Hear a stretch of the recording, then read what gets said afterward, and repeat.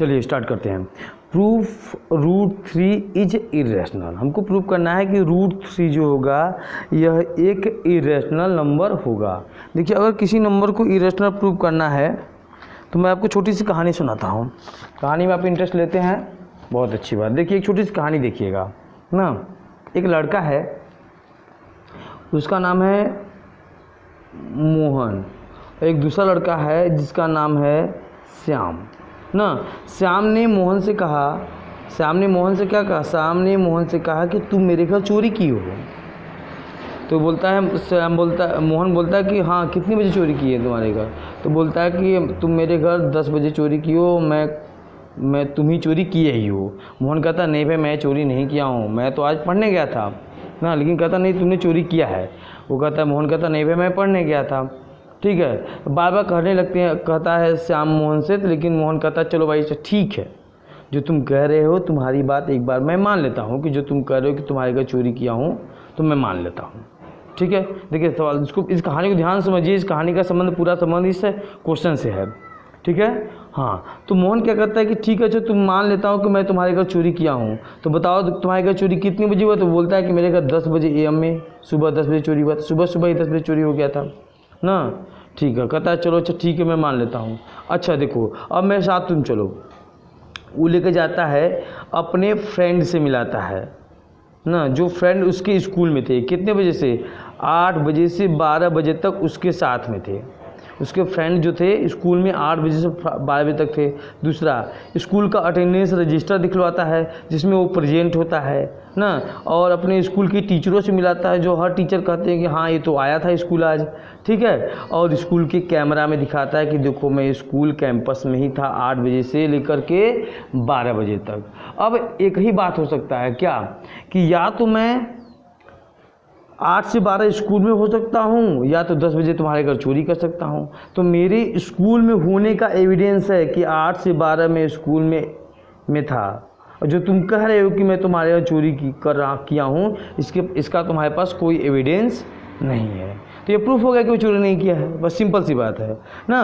तो इसी प्रकार से रियल नंबर देखो दोस्तों होता है। जो कोई रियल नंबर होता है तो रियल नंबर में दो बातें होती हैं, या तो वह रियल नंबर रेशनल होगा या तो वह रियल नंबर इरेशनल होगा। इसके अलावा तीसरी कोई बात हो ही नहीं सकती है। अगर कोई रियल नंबर है तो या तो वह रेशनल होगा या तो क्या होगा, इरेशनल होगा। इसके अलावा कोई तीसरी बात नहीं होनी है। अच्छा, जब वह रेशनल या इरेशनल होगा तो अगर मैं दिखा दूँ कोई रियल नंबर है, अगर दिखा दूँ कि रियल नंबर रेशनल नहीं है, तब क्या बचा? तो अगर रेशनल नहीं है तो पक्की बात है कि क्या होगा, वह इरेशनल होगा। बात समझ में? अच्छा, जो माना था यह शुरुआत में, उसे क्या बोलते हैं? उसे कॉन्ट्रेरी मानना कहते हैं ना। मतलब वो बाद में साबित करेगा कि नहीं, वो उस जो बात माना था वह क्या हो रहा है, गलत साबित हो रहा है। ठीक है, बस इसी प्रकार हम लोग इस क्वेश्चन को करेंगे। ये देखते हैं क्या मान लेते हैं, कर लेते हैं कि let us assume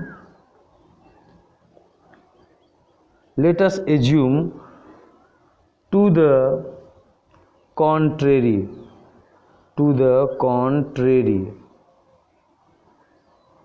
contrary means मतलब वही जो बात मानेगा उसके बाद में क्या कर देगा, गलत साबित कर देगा, है ना। क्या कि रूट 3 इज रेशनल। नहीं, इसने मान लिया कि मान लीजिए क्या है, रूट 3 क्या है, एक रेशनल नंबर है। अच्छा, जब रूट 3 रेशनल होगा तो रेशनल का फॉर्म क्या होता है कि any number is in the form of p/q not equal to 0 is called the rational number. बचपन से पढ़ते आए हो ना। अगर रूट 3 अगर रेशनल है तो ये a/b या p/q के फॉर्म में होगा, पक्की बात है। अच्छा, जब a/b के फॉर्म में होगा तो कोई भी रेशनल नंबर हो तो इसको हम एक समय जरूर ऐसा सॉल्व कर सकते हैं। क्या, जैसे मान लो कोई नंबर हो गया आपका 25/, मान लीजिए 20 हो गया ना।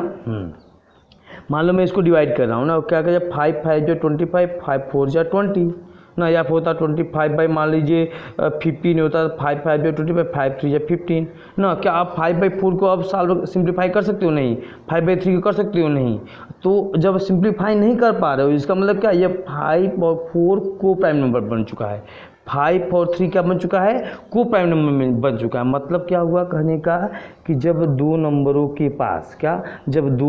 के पास कोई कॉमन फैक्टर ना हो 1 के अलावा तो नंबर को प्राइम बन जाते हैं ना। देखिए 25 और 20 के पास कॉमन फैक्टर है, क्या है 5 से दोनों कट जाएगा तो 5 ये कॉमन फैक्टर हो गया ना। तो जब कोई भी को प्राइम नंबर होगा, अच्छा कोई प्राइम नंबर अकेला नहीं हो सकता है, जब भी को प्राइम की बात होगी या पेयर में होगा, जोड़ा में। देखो 5 और 3 मिलकर को प्राइम है, 5 अकेला को प्राइम नहीं हो सकता है ना। यहाँ पर 4 कहोगे 4 से जी प्राइम नंबर नहीं है, हाँ नहीं है 4 प्राइम, लेकिन 5 और 4 मिलकर को प्राइम है, मतलब 4 और 5 के पास कोई भी कॉमन फैक्टर नहीं है, ठीक है। उसी प्रकार क्या होगा यहाँ पर जो ए और बी है वो क्या है, वेयर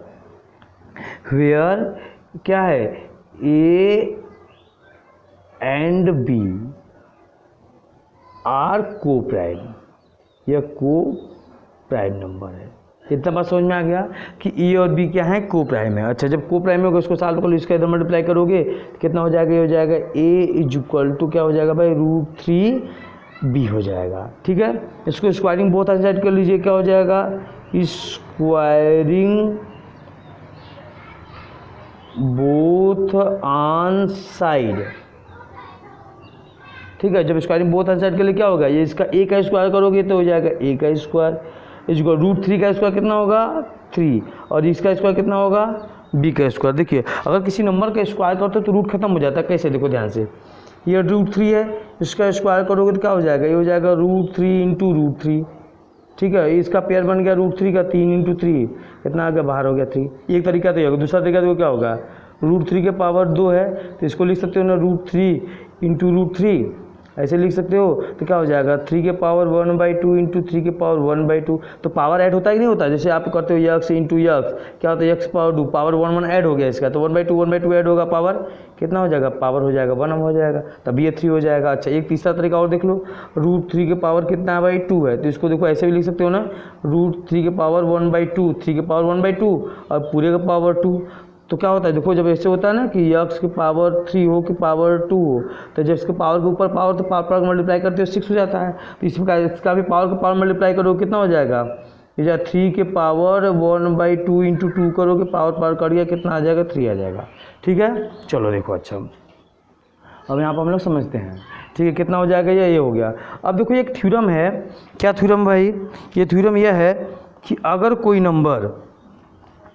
कोई नंबर किसी नंबर के स्क्वायर को डिवाइड करता है, अगर कोई नंबर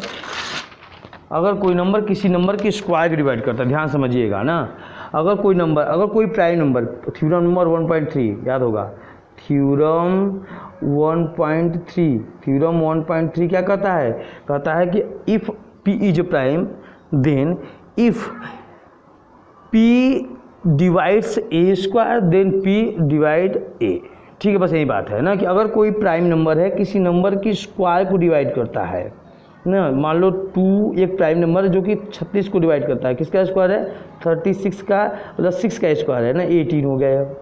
अच्छा देखो जब ये 2 किसके डिवाइड कर रहा है, 6 की स्क्वायर को 2 डिवाइड कर रहा है, क्वॉशिएंट आ रहा है 18, तो 2 6 को भी डिवाइड करेगा, यही थ्योरम कहता है। तो जब 6 को डिवाइड करेगा तो क्या हो जाएगा, क्वॉशिएंट तो बदलेगा ही, पक्का बात है। तो उसी प्रकार से क्या हो जाएगा, देखिए जब ये इसको डिवाइड करेगा तो क्या हो जाएगा, since 3 divides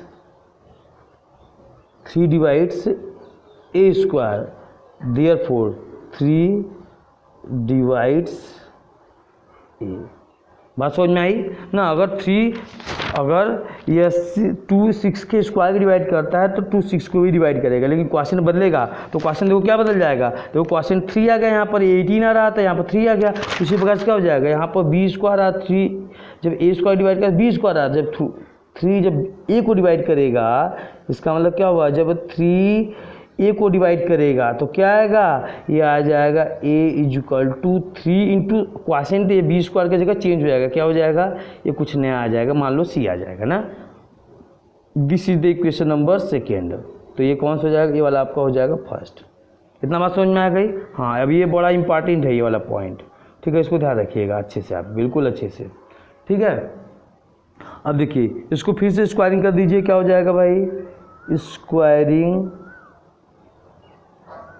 squaring both on side ना। जब इसको दोनों साइड में स्क्वायर कर दोगे तो क्या हो जाएगा, ये आपका हो जाएगा A square is equal to 3 का स्क्वायर 9, ये क्या हो जाएगा सी का स्क्वायर हो जाएगा। सही है, बिल्कुल सही है ना। अब क्या करिए, इस ए स्क्वायर की वैल्यू यहाँ से इक्वेशन फर्स्ट से ए स्क्वायर की वैल्यू कितना 3b स्क्वायर यहाँ पर पुट कर दीजिए। तो क्या हो जाएगा, जब पुट करोगे तो क्या हो जाएगा, जब पुट करने के बाद ये हो जाएगा आपका, देखिए ये हो जाएगा कितना, ये हो गया आपका 3b square is equal to 9c का स्क्वायर हो जाएगा ना। तो जब b स्क्वायर निकालोगे 3 अपान में आ जाएगा, तो हो जाएगा b square is equal to 9c का स्क्वायर अपान में 3, फिर डिवाइड कर देगा कितना हो जाएगा, ये हो जाएगा b square is equal to 3c square. फिर वही बात जो पुरानी वाली बात थी ना कि 3 अगर b स्क्वायर डिवाइड कर रहा है तो 3b को भी डिवाइड करेगा ना। तो क्या हो जाएगा, since 3 divides b square, therefore 3 divides b ना। 3 किसको डिवाइड करेगा, b को भी डिवाइड करेगा। तो क्या हो जाएगा, तो यहाँ से निकल क्वेश्चन फिर बदलेगा, अगर 3c यहाँ पर 3b स्क्वायर डिवाइड कर तो क्वेश्चन c स्क्वायर आ रहा है, तो फिर से बदल जाएगा, क्या हो जाएगा, b को डिवाइड करेगा तो कुछ नया क्वेश्चन मान लो क्या आ गया, d आ गया। बात समझ में आया, बात समझ में आया। ये क्या हो गया, इक्वेशन नंबर 3 हो गया। ठीक है, तो क्या हो जाएगा, यहाँ से क्लियर हो गया क्या, by equation second and third से क्लियर हो गया, क्या हो गया भाई कि by equation second and third से क्या है, यह क्लियर है, क्या क्लियर है कि हेंस, क्या क्लियर है, हेंस ए एंड बी ना, A and B both have a common factor, a common factor। Common factor क्या है, कॉमन फैक्टर 3, किसके अलावा, अदर देन 1। समझिएगा इस बात को अच्छे से ना, कि यहाँ पर हमने माना था ना कि ये को प्राइम नंबर है, तो को प्राइम नंबर मतलब क्या कि इसके ए और बी के पास 1 के अलावा कोई कॉमन फैक्टर नहीं है। लेकिन ये इक्वेशन सेकेंड और ये थर्ड इक्वेशन, सेकेंड इक्वेशन, यह इंडिकेट कर रहा है कि ए के पास भी कॉमन फैक्टर 3 आ गया और बी के पास भी कॉमन फैक्टर 3 हो गया ना। मतलब ए को 3 डिवाइड कर रहा है, बी को भी 3 डिवाइड कर रहा है। इसका मतलब क्या हो गया, जो मैं बात माना था ना वो क्या प्रूफ, वो क्या इंडिकेट कर रहा है, वह इंडिकेट कर रहा है कंट्राडिक्शन। क्या इंडिकेट कर दिया, इट इज कंट्राडिक्शन, कंट्राडिक्शन। ठीक है भाई, कंट्राडिक्शन क्या होता है, जो बात आप मानते हो बात क्या हो जाए, गलत साबित हो जाए या उल्टा पड़ जाए। ठीक ना, तो क्या हो जाएगा, अगर ये कंट्राडिक्शन शो करेगा तो देखो क्या हो जाएगा, अभी हो जाएगा क्या कि अब मेरा जो एजम्पशन था, ये जो मेरा एजम्पशन था कि ये √3 रेशनल है, इसका मतलब क्या हो गया, गलत हो गया, वही क्या हो गया, इरेशनल हो गया। तो देखो क्या, हेंस क्या कि our assumption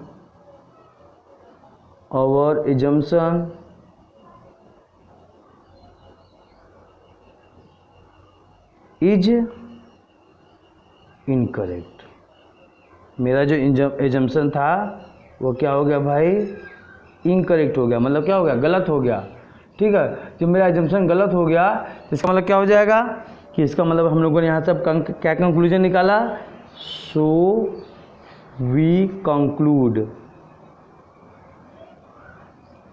कंक्लूड दैट क्या, बस सिंपल कि √3 क्या है, √3 is an irrational number, irrational. बात समझ में आ गई, ठीक है, नोट कर लीजिए इसको अच्छे से।